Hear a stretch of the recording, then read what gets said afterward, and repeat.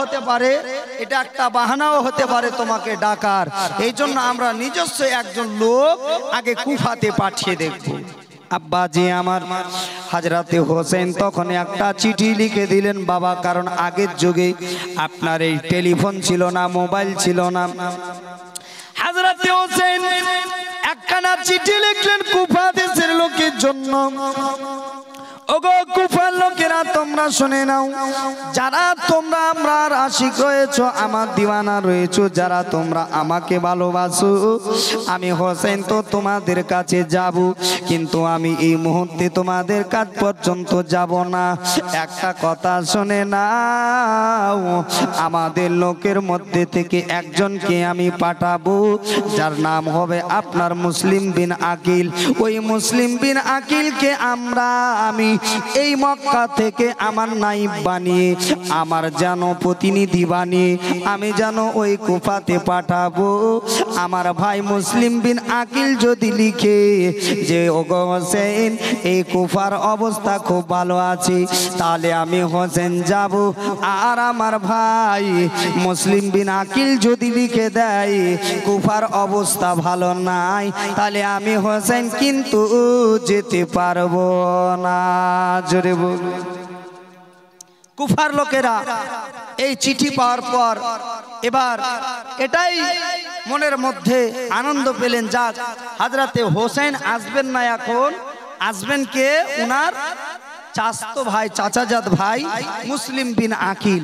এই মুসলিম বিন আকিল আসবেন, তো উনি তো ভালো চিঠি লিখবেনই, কারণ যে উনাকে তো আমরা বরণ করে নিব, উনাকে তো আমরা মান দেব, সম্মান দেব, উনাকে তো আমরা খারাপ, ওনার সঙ্গে আমরা তো খারাপ ব্যবহার করব না। অতএব মুসলিম বিন আকিল এসে অবশ্যই হযরতে হোসেনকে আমাদের সম্পর্কে ভালো কিছু লিখবেন, তখন হযরতে হোসেন অবশ্যই চলে আসবেন। জোরে বলুন। এটা কিন্তু কুফার লোকেরা খুব আনন্দিত হলো। এসো, মুসলিম বিন আকিল আসলেও আপাতত আমাদের কাজ হবে, অন্তত পক্ষে এখন পর্যন্ত ইয়াজিদের কাছে আমরা বাইত গ্রহণ করব না। জোরে বলুন। আব্বাজি আমার এই কথা শোনার পর হযরত ইমাম হোসেন রাদিয়াল্লাহু তাআলা আনহু চিঠি পাঠিয়ে দিলেন। চিঠি চলে গেল। এবার হযরতে হোসেন রাদিয়াল্লাহু তাআলা আনহুর ভাই আপনার মুসলিম বিন আকিল চলে যাবেন। সঙ্গে ছিল আপনার দুইটি বাচ্চা, যাদের নাম হলো মুহাম্মদ ও ইব্রাহিম। জোরে বলুন। কি নাম? মুহাম্মদ ও ইব্রাহিম। আব্বাজি আমার বন্ধুগণ আমার, হযরতে মুসলিম বিন আকিলের দুইটি সন্তান মুহাম্মদ ও ইব্রাহিম বলতে আছেন, ওগো আব্বা জান, আপনি যেন কোথায় চলে যাবেন একটু দয়া করে বলুন। বলেন, ওগো বেটা মুহাম্মদ ও ইব্রাহিম শোনো, আমি যেন আজকে মক্কা থেকে কুফা নগরে চলে যাব, কুফা নগর ভ্রমণ করব। ওগো আব্বা জান, আপনি চলে যাবেন, আমাদেরকে রেখে চলে যাবেন নাকি? ও বেটা, তোমরা এখন খুব ছোট ছোট আছো, আমি একটা কারণে কুফা নগরে যাব, আমাকে যেতে হবে, তোমরা না গেলে কোনো অসুবিধা নাই। ছোট্ট ছোট্ট বাচ্চা দুটি দুই চোখের পানিকে টপ টপ টপ টপ করে ছেড়ে দিয়ে বলতে লাগলেন, ওগো আব্বা, আমাদেরকে দয়া করে আপনি রেখে চলে যাবেন না, কারণ ওগো আব্বা জান, আমরা আপনার সঙ্গে সব সময় থাকি, আপনাকে ভালোবাসি। ওগো আমার আব্বা জান, আমাদের মনের মধ্যে যখন কোনো প্রশ্ন আসে, আমাদের মনের মধ্যে যখন কোনো আলাপ আলোচনা আসে, ওগো আব্বা, আমরা যেন আপনার সম্মুখে বলে মনের দিলখানাকে হালকা করি, মনের কথা প্রকাশ করি।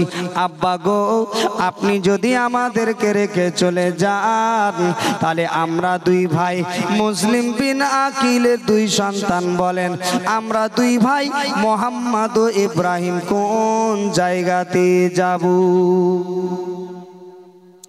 কে মুসলিমের দু ছেলে আর গলে গলে মিলে, বড় ভাইকে ছোট ভাই কেন্দে কেন্দে বলে। জোরে বলুন। এই আপনার মুসলিম বিন আকিলের সন্তানের ঘটনাটা বললে ইনশাআল্লাহ এই গজলটা বললে বেশি ভালো লাগতো। তো মনে হয় না যে অতদিন পর্যন্ত আমার ঘটনা যাবে, তার আগে আমাকে শেষ করে দিতে হবে। বেরাদার ইসলাম, তাই আমি আপনাকে ছন্দটা শোনাই। কে মুসলিমের দু ছেলে গলে গলে মিলে, বড় ভাইকে ছোট ভাই কেন্দে কেন্দে বলে, হ্যাঁ বড় ভাইকে ছোট ভাই কেন্দে কেন্দে বলে, হ্যাঁ বড় ভাইকে ছোট ভাই কেন্দে কেন্দে বলে, আব্বা এসে এখন আমায় সাপনেতে বলে, বড় ভাইকে ছোট ভাই কেন্দে কেন্দে বলে, আব্বা এসে এখন আমায় সাপনেতে বলে, আর কেঁদো না দুই লাল আমার আজিকে সকালে, আর কেঁদো না দুই লাল আমার আজিকে সকালে, শহীদ হয়ে আসবে তোমরা আমার কাছে চলে।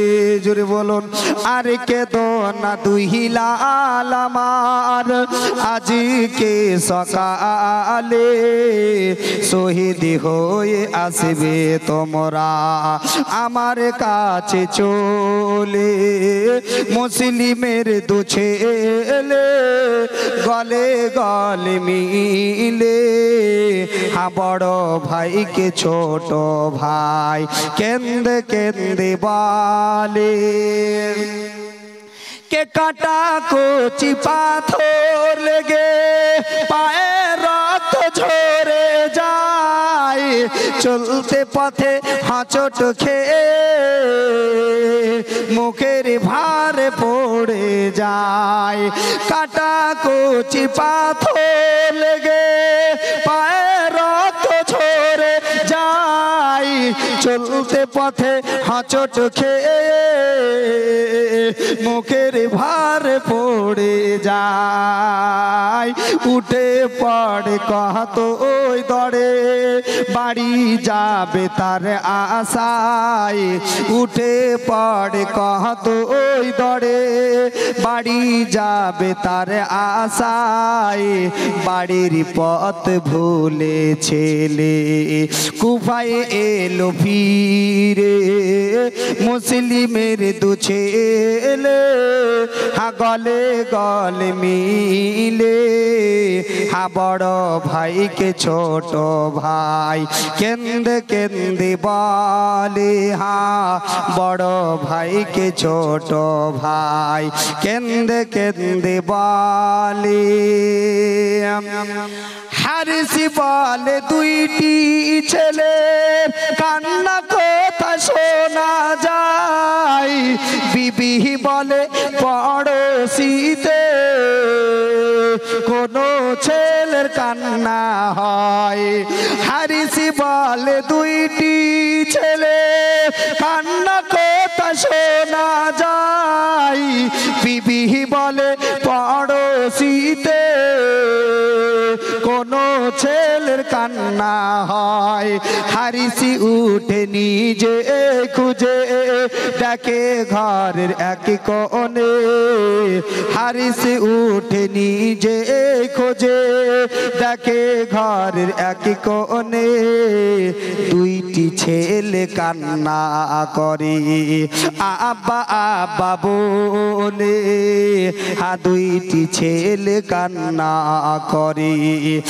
আব্বা আব্বা বলে, কে মুসলিমের দু ছেলে হ্যাঁ গলে গলে মিলে, হ্যাঁ বড় ভাইকে ছোট ভাই কেন্দে কেন্দে বলে, হ্যাঁ বড় ভাইকে ছোট ভাই কেন্দে কেন্দে বলে, আব্বা এসে এখন আমায় ভাই সাপনেতে বলে আর কেঁদো না দুই লাল আমার আজকে সকালে আর কেঁদো না দুই লাল আমার আজকে সকালে শহীদ হয়ে আসবে তোমরা আমার কাছে চলে মুসলিমের দু ছেলে গলে গলে মিলে হ্যাঁ বড় ভাইকে ছোট ভাই কেন্দে কেন্দে বলে আল্লাহুম্মা সাল্লি আলা মাওলানা মুহাম্মাদ ওয়া আলা আলি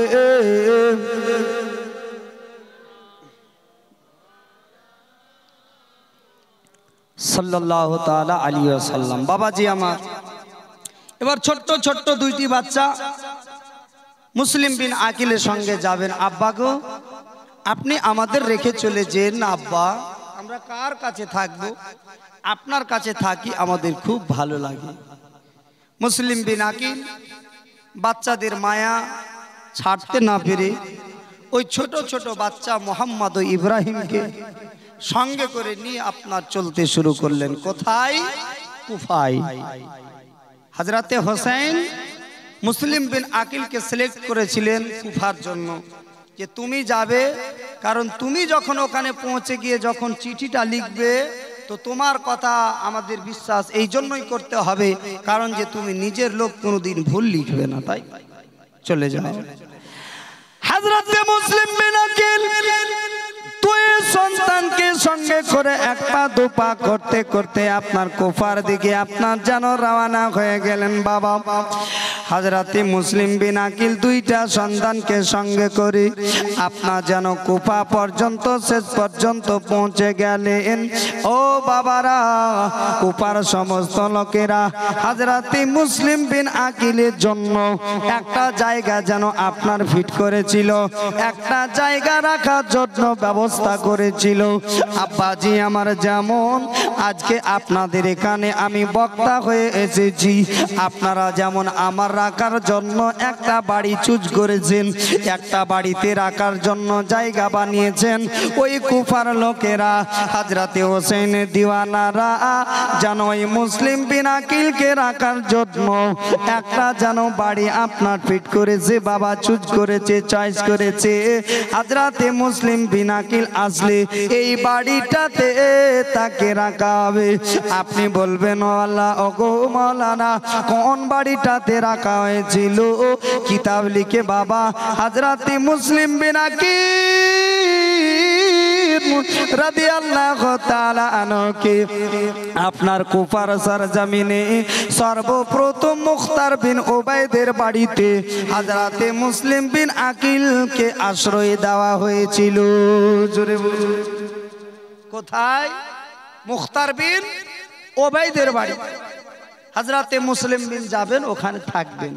আব্বাজি আমার, ও বাবা আমার, একটু মন দিয়ে শুনবেন বাবা।